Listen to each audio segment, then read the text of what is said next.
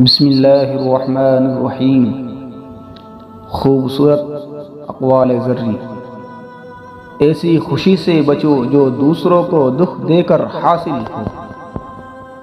کچھ باتوں کا جواب صرف خاموشی ہوتی ہے، اور خاموشی بہت بہترین جواب ہے۔ جب نیت میں کھوٹ آ جائے تو پھر یہ تینوں چیزیں راستہ بدل لیتی ہیں: مال، رزق، محبت۔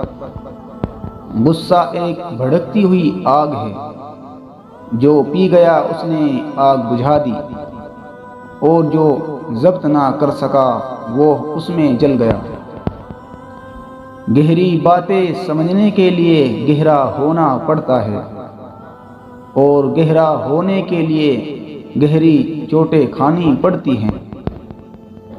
دولت کی اصل خوبی یہ ہے کہ وہ انسان کے پاس ہمیشہ نہیں رہتی، اور اگر رہ جائے تو انسان نہیں رہتا۔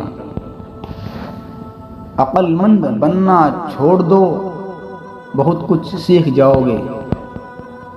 برا آدمی کسی کے لیے بھی اپنے دل میں عزت نہیں رکھتا، کیونکہ وہ ہر کسی کو اپنے جیسا ہی سمجھتا ہے۔ جلد بازی حماقت ہے، اور یہ انسان کی بدترین کمزوری ہے۔ غصہ ہمیشہ بیوقوفی سے شروع ہوتا ہے اور شرمندگی پر ختم ہوتا ہے۔